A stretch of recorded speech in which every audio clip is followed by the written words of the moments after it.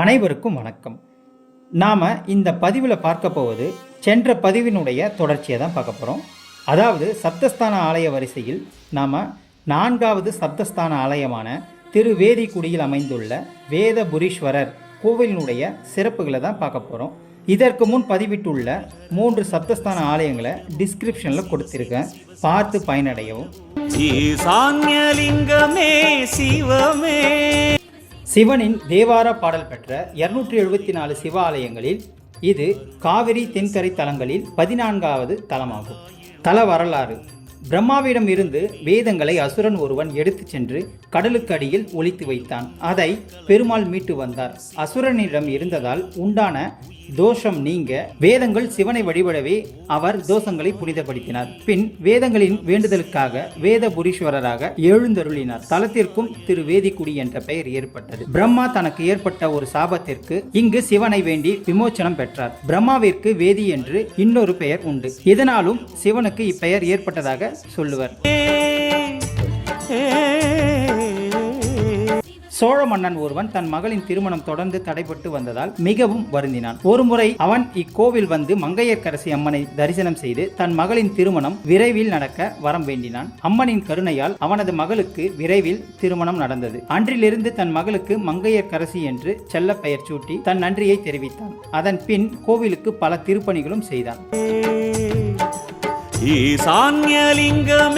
இந்த ஆலயத்தின் தல பெருமைகள்: சப்தஸ்தான தலங்களில் 4வது கோவில் இது. முழுவதும் கல்லால் அமைக்கப்பட்ட விமானத்தின் கீழ் வேதபுரீஸ்வரர் வீற்றிருக்கிறார்.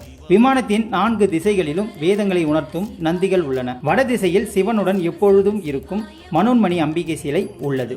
சிவன் சன்னதிக்கு பின் உள்ள அர்த்தநாரீஸ்வரர் விசேஷமானவர். வழக்கமான சிவனுக்கு இடதுபுறம் தான் அம்பாள் இருக்கும்படி அர்த்தநாரீஸ்வரர் சிலை இருக்கும். இங்கு அம்பாள் வலப்புறம் இருக்கிறாள். இத்தகைய அமைப்பை காண்பது மிக அபூர்வம். தற்பொழுது இந்த சிலை சேதமடைந்த நிலையில் உள்ளது.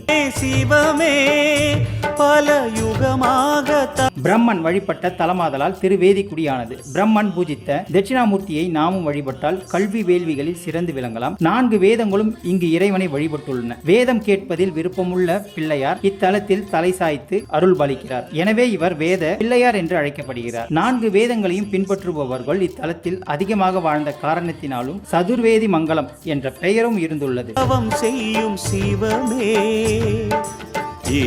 இவர் வேதங்களுக்கு அதிபதி என்பதால் பிள்ளைகளை பள்ளியில் சேர்க்கும் முன் பெற்றோர்கள் இங்கு வந்து வேண்டி செல்கிறார்கள். சரஸ்வதி பூஜை என்றும் சிவனுக்கு விசேஷ பூஜை செய்து வழிபடுகின்றனர். பங்குனி மாதத்தில் 13, 14, 15 ஆகிய தேதிகளில் சுவாமி மீது சூரிய ஒளி விழும். சிவன் சன்னதி முன்மண்டபத்தில் வேதங்களை கேட்டபடி செவிசாய்த்த விநாயகர் இருக்கிறார். கோவில் எதிரே வேத தீர்த்தம் உள்ளது. திருவையாற்றில் சப்தஸ்தான விழா நடக்கும் பொழுது ஐயாரப்பர், அம்பிகை, நந்திதேவர் இங்கு எழுந்துருளி தலமூர்த்தியை அழைத்து செல்லுவார்.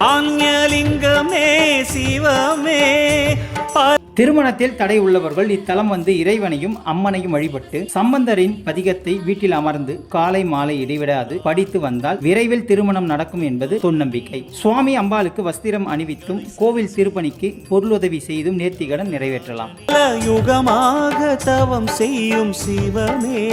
இந்த ஆலயம் காலை 9 மணி முதல் 12 மணி வரையிலும் மாலை 5:30 மணி முதல் இரவு 8 மணி வரையிலும் திறந்திருக்கும். இதுதான் இந்த ஆலயத்தினுடைய தல பெருமைகளும் தல வரலாறாகும். இது போன்ற ஆன்மீக பதிவுகளை பெற நமது சேனலை சப்ஸ்கிரைப் செய்யுங்கள். பிடித்திருந்தால் லைக் பண்ணுங்க, கமெண்ட் பண்ணுங்க. இந்த ஆலயத்தினுடைய கூகுள் மேப் லொகேஷனை டிஸ்கிரிப்ஷனில் கொடுத்திருக்கேன், பார்த்து பயனடைவோம். நன்றி, வணக்கம்.